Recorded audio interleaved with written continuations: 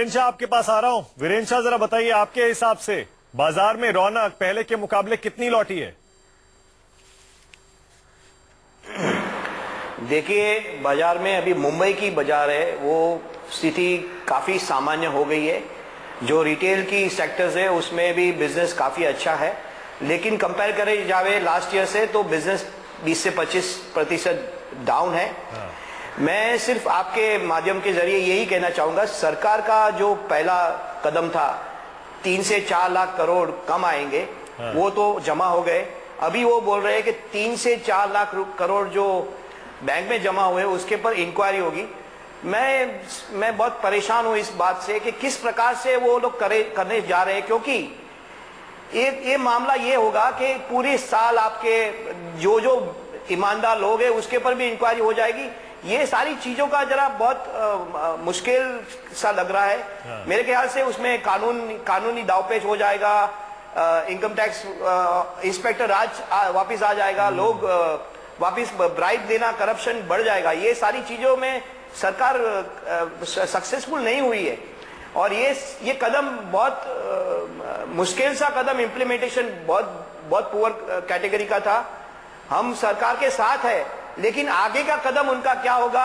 मैं आपके माध्यम से ये कहना चाहूंगा, अगर डिजिटल ट्रांजैक्शन, कैशलेस इकोनॉमी को बढ़ाना है तो मास्टर कार्ड, वीजा कार्ड और जो टैक्स जो लगता है, जो दुकानदारों को देना पड़ता है और कस्टमर को देना पड़ता है, 1 साल के लिए सरकार को माफ करना चाहिए। क्योंकि अभी जबरदस्ती लोग कार्ड से या पेटीएम से पैसा दे रहे हैं क्योंकि उनके पास कैश नहीं है, कैश बचाना चाहते हैं। अगर सरकार को सीरियसली इंटरेस्ट है तो डिजिटल ट्रांजैक्शन को बढ़ाना है तो वो उनको कहना है कि सारे लोग डिजिटल करें, लेकिन उसके ऊपर जो टैक्स लगेगा उसका जो भी सरकार को देना पड़ेगा, कस्टमर या कोई रिटेल दुकान वाले। ठीक है, आपका पॉइंट जायज है, आपकी मांग जायज भी है, क्योंकि सरकार अगर कैशलेस करना चाहती है तो उसे ये सारे थोड़ी रियायतें देनी पड़ेंगी। लेकिन सुदेश जी, जो वीरेंद्र शाह कह रहे हैं बहुत बेसिक पॉइंट है। वो कह रहे हैं, पहले आप कह रहे थे 3 से 4 लाख करोड़ बैंकों में आएगा ही नहीं, वो सीधा डिविडेंड के रूप में सरकार को मिल जाएगा, फायदा हो जाएगा। लेकिन ऐसा लग रहा है सारा पैसा बैंक में आ गया। हालांकि 4 लाख करोड़ जैसा हम कह रहे थे, हो सकता है ब्लैक मनी हो, लेकिन वीरेंद्र शाह कह रहे हैं और हम भी यही सोच रहे हैं कि उसमें तो फिर इनकम टैक्स बहुत पापड़ बेलने पड़ेंगे इनकम टैक्स। नहीं, मुझे लगता है कि आधिकारिक तौर पर जब तक सरकार का कोई एक स्टेटमेंट नहीं आ जाता है, इस पर हम लोगों को इंतजार करना चाहिए और इस तरह की संशय नहीं होनी चाहिए कि जो ईमानदार टैक्स पेयर है उनको हैरास किया जाएगा। हैरासमेंट नहीं होगा, पहली बात।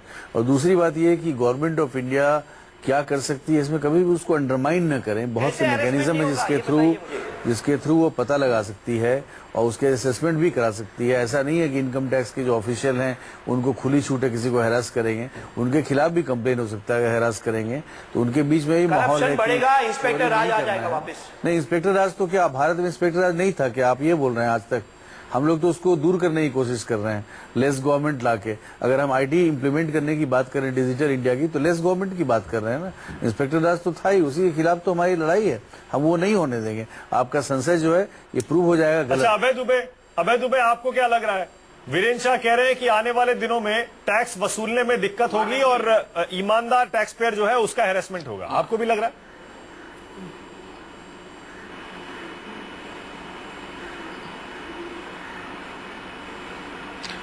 अब देखिए कितनी शर्मनाक बात है। मैं अभी सुन रहा था हमारे देश के एक मूर्धन्य वित्त मंत्री जी को, वो कहते हैं डायरेक्ट इनडायरेक्ट टैक्स के कलेक्शन बढ़ गए। अरे क्या प्रोडक्टिविटी से बढ़े? ये तो ओल्ड नोट आपके टैक्स में जमा करने का प्रोविजन था तो एडवांस टैक्सेस जमा हुए हैं। आप कहते हैं कि जो रबी की क्रॉप है उसकी सोइंग पिछले साल से बढ़ गई। अरे वित्त मंत्री जी, ये विंटर क्रॉप होती है, अनुमान लगाता है किसान की पानी कितना बरसा है उसके हिसाब से सोइंग होगी।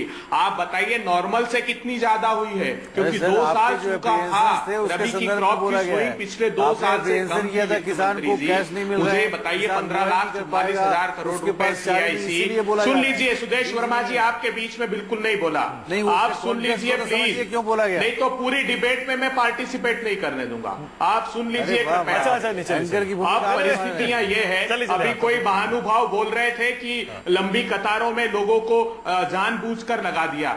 आप मुझे बताइए 15,44,000 करोड़ रुपए की करेंसी इन सर्कुलेशन था। आपका कितना ट्रांजैक्शन है? आप ये डिजिटल इंडिया का नारा दे रहे हैं प्रधानमंत्री जी, 2.5 लाख ग्राम पंचायतों में इंटरनेट कनेक्टिविटी आपको पहुंचा दी जानी चाहिए थी। आज तक सिर्फ 12,000 जीपी में एक्सेप्टेंस टेस्टिंग हुआ है और सबसे कम गुजरात में। ये डिजिटल इंडिया का सपना है। एंड यूजर्स के पास इस प्रकार से आप डिजिटल इंडिया पहुंचाएंगे। 700 मिलियन आपके डेबिट कार्ड है, 25 मिलियन क्रेडिट कार्ड्स हैं, 92% कैश विड्रॉल होता है उनमें से, और वो भी 15,44,000 करोड़ रुपए में से ये ट्रांजैक्शन 50,000 करोड़ भी नहीं पहुंचता। किस युग में जीते हैं? 46% जियोग्राफिकल एरिया में इंसिडेंटल कवरेज भी नहीं है प्रधानमंत्री। अच्छा अभय जी, ये तो आप अपने नाकाम बात है कि इस देश को इसे गर्त में डालने के बाद मुझे ये बताइए 5 करोड़, माणिक गुप्ता जी, 5 करोड़ 84 लाख छोटे एस्टेब्लिशमेंट है। 6th इकोनॉमिक सेंसस को पढ़िए। ठीक है अभय जी, आऊंगा आपके पास, दोबारा आऊंगा। जो फिक्स स्ट्रक्चर। अभय जी, आप बहुत इंपॉर्टेंट बातें कह रहे हैं, जाहिर है। ऐसा मैं ये नहीं कह रहा हूं आपकी बातों में दम नहीं है, ये आर्गुमेंट्स तो हैं जिनका जवाब सुदेश जी भी दे रहे हैं। लेकिन इस बीच आपको यह भी बता दें, नोटबंदी के दौरान आयकर विभाग ने करीब 4200 करोड़ की अघोषित आय पकड़ी है। 4200 करोड़ की अघोषित आय पकड़ी जा चुकी है। काले धन वालों को पकड़ने की अपनी मुहिम में आयकर विभाग ने नोटबंदी के दौरान देश भर में छापा मारकर करीब 458 करोड़ रुपए कैश जब्त किया है। इनमें से करीब 25% यानी 114 करोड़ रुपए नए नोट के पकड़े गए हैं। 91 करोड़ के गहने पकड़े गए हैं और 5,200 नोटिस जारी किए गए हैं। एक छोटा